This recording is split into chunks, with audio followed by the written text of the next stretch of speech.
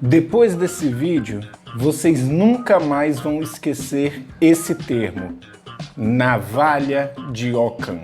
Bora falar sobre aquele efeito do BIOS dele cruzar uma nebulosa.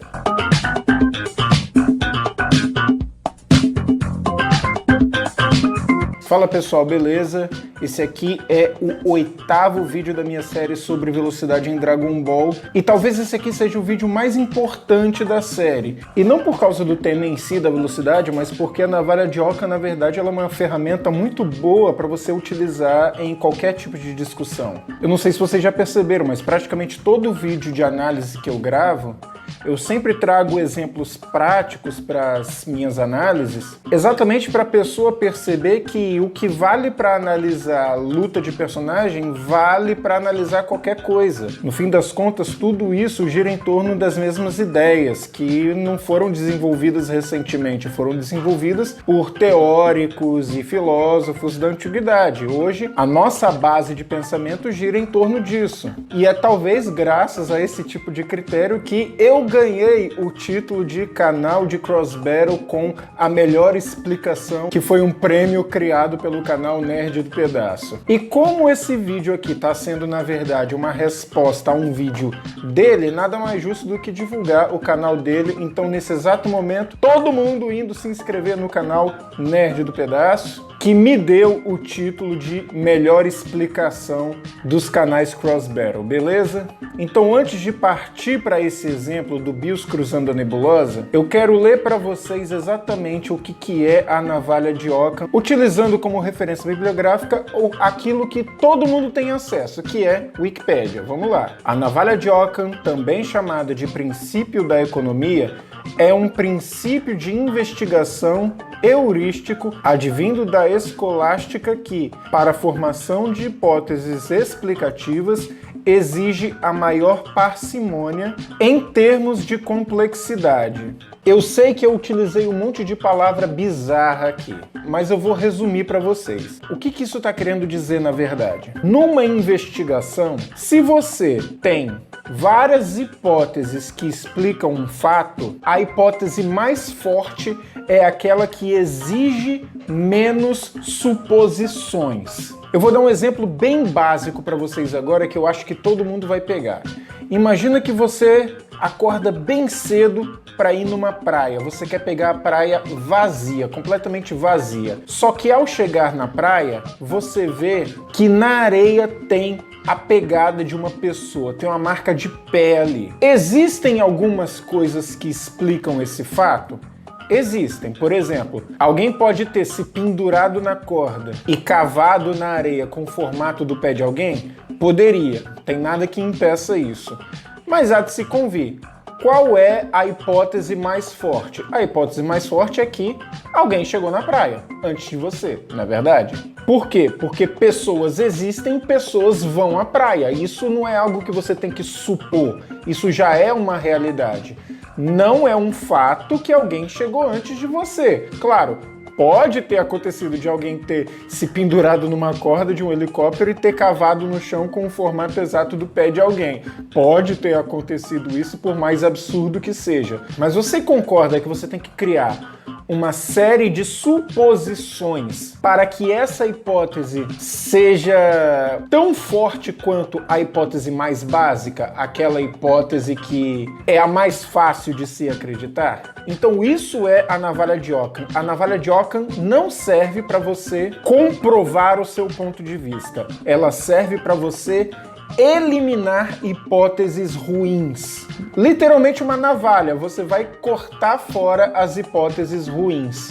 Antes de falar do BIOS atravessando a nebulosa, eu quero trazer mais um exemplo prático, porque aí, né, se a pessoa quiser refutar o exemplo do BIOS, vai ter que refutar o exemplo prático também. Não sei se esses loucos da refutação já entenderam isso. Então vamos lá. Imagina que ontem você estivesse com um amigo seu. Aí passaram-se 2 dias. Depois desses 2 dias que se passaram, você acessa a sua rede social e você vê uma foto do seu amigo no Japão. Aí você começa a pensar, 2 dias antes ele estava comigo, agora ele está no Japão.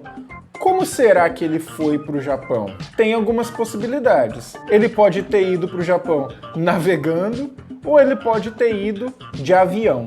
Eu acredito que se eu não tivesse citado a opção navegando, todo mundo já teria imaginado que ele teria ido de avião, não é verdade? É possível que ele tenha ido navegando, tenha ido de navio? Bom, é possível, mas para isso a gente tem que supor que existe navio que faça esse trajeto em apenas 2 dias. Existe? Sinceramente, eu não sei, mas a gente sabe que existe avião. A gente sabe que as pessoas vão do continente americano para o Japão de avião. A gente sabe que essas coisas acontecem, por mais que a gente não tenha a prova cabal de que o seu amigo tenha chegado lá de avião.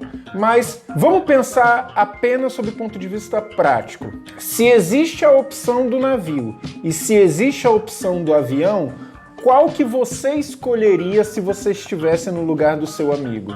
E, obviamente, o preço não fosse problema, ou seja, não existe diferença de preço entre navio e avião. Não é meio óbvio que você escolheria o avião? Eu também escolheria o avião. Ou seja, na opção de escolher o mais prático, você escolhe o mais prático. E eis que nós chegamos no exemplo do Bills ter cruzado a nebulosa. Eu não vou falar aqui sobre o tamanho da nebulosa, o tamanho do trajeto, o tempo que o Bills levou para fazer esse trajeto, porque se fosse para fazer apenas isso, eu já teria dito, o Bills tem velocidade da luz, pronto, mas eu não vou fazer isso. Eu não me contento com o fácil. A questão é a seguinte, nós sabemos como o Bills fez esse trajeto, porque a cena deixa muito clara que uma hora o Bills está lá no templo dele. E logo depois o Bills está naquele planeta onde o Whis foi buscar carne de dinossauro para ele. Ou seja, a gente não viu o trajeto, a gente não sabe como ele fez isso. Então, como a gente não viu o trajeto, a gente tem aqui algumas opções. E essas opções são: o Bills pode ter ido com aquele cubo cósmico que eles usam para viajar, o Bills pode ter voado por conta própria, ou o Bills pode ter usado algum tipo de técnica de transporte. E aí a gente começa a ver qual das hipóteses é a mais forte e a mais fraca. Eu particularmente não consigo acreditar na ideia de que o Bills tenha utilizado aquele cubo cósmico, porque há de se convir. Logo depois, o Bills explodiu o planeta, então tipo, ele deixou o cubo cósmico lá e explodiu o planeta para o cubo cósmico ser explodido junto?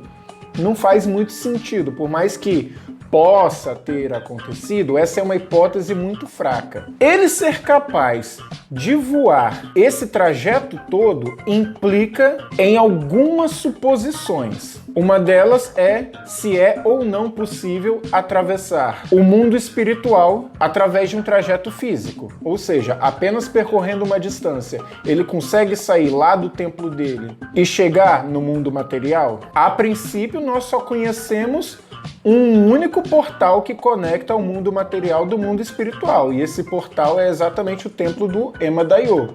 O Bills passou por lá? E se não passou, como que ele fez isso apenas voando por conta própria? Então, essa é uma suposição que ainda é válida, mas ela exige uma série de suposições para ser possível. Só que, na verdade, ele estar no mundo espiritual e depois ele estar no mundo material não quer dizer nada, porque nada impede o Bills de realmente ter ido lá pro templo do Sr. Kaiô, lá ele ter tido acesso ao mundo material e aí ele ter cruzado a nebulosa. Porque, assim, o importante aqui é a nebulosa, entendeu? Então pouco importa a distância entre o templo do Bills até aquele planeta. A questão aqui é a nebulosa. Então, por enquanto, tudo bem. Por enquanto, nada impede o Bills de ter realmente voado o tamanho de uma nebulosa por conta própria, o que classificaria ele como várias e várias vezes mais rápido do que a luz. Só que agora a gente tem que analisar o quê? A gente tem que analisar a terceira hipótese, que é a hipótese do Bills ter utilizado algum tipo de técnica de transporte. E por que eu estou dizendo isso? Eu estou dizendo isso porque até o devido momento, praticamente todos os deuses do panteão de Dragon Ball que nós conhecemos tem técnicas de transporte. Por exemplo, o Kaioshin tem técnica de transporte. O Kami-sama tem técnica de transporte. Até mesmo o Whis tem técnica de transporte. Ou seja, só isso já é o suficiente para a gente desconfiar. O Bills tem uma técnica de transporte? A gente não pode afirmar que o Bills utilizou alguma técnica de transporte sem ter visto ele usar uma única vez uma técnica de transporte. Mas a partir do momento em que a gente não viu como ele fez esse trajeto, a gente só viu ele em um ponto e logo depois viu ele em outro ponto, mas a gente não sabe como foi que ele fez esse trajeto todo. Mas como eu falei, a gente não pode afirmar que o Bills utilizou uma técnica de transporte, afinal, nós nunca vimos o Bills utilizar nada desse tipo. Mas espera aí. Será que nós não vimos mesmo?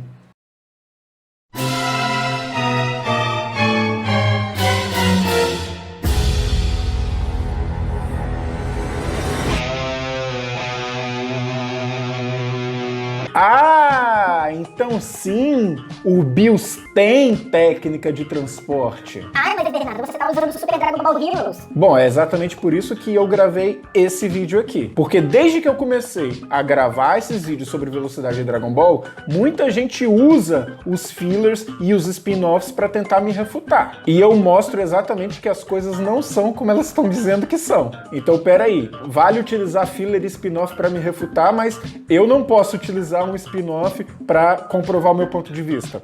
Não é assim que funciona. Ou vale ou não vale. Agora, mesmo se não valesse, eu tenho o benefício da dúvida de que praticamente todos os seres do panteão de Dragon Ball têm técnicas de transporte e o Bills é um deus do panteão de Dragon Ball e nada o impede de ter uma técnica de transporte. Porque, há de se convir, se até o Goku tem, por que o Bills não teria? Tá bom, Bernardo, você já provou que o Bills tem técnica de transporte, mas você não pode provar que ele usou nesse feito. Mais uma vez, voltamos ao exemplo do seu amigo que viajou para o Japão. Se ele tem a opção de ir de avião e de barco, ele vai escolher qual? Ele não vai escolher de avião? Agora traz esse exemplo para o Bills. Se ele tem que sair do mundo espiritual e para o mundo material e cruzar o tamanho de uma nebulosa, ele tendo uma técnica de transporte, você acha que ele vai usar ou não vai usar? Então, eu acho que esse feito já está derrubado, porque se a gente for pegar apenas a distância e o tempo, tudo bem, aí é um feito acima da velocidade da luz, mas aí você não pode mais escalar a velocidade do Bills com a velocidade do Goku, porque o Goku não tem a mesma técnica de transporte que o Bills tem. E outra, quando o Bills utiliza essa técnica de transporte, ele vira uma bola de luz, ele não luta enquanto está fazendo isso. Então é completamente errada a ideia de você querer escalar a velocidade do Goku com a velocidade do Bills, simplesmente porque o Goku não tem essa mesma técnica de transporte que o Bills tem. Então, eu lamento, fanboys de Dragon Ball, esse é mais um feito que vocês vão ter que riscar da lista de vocês.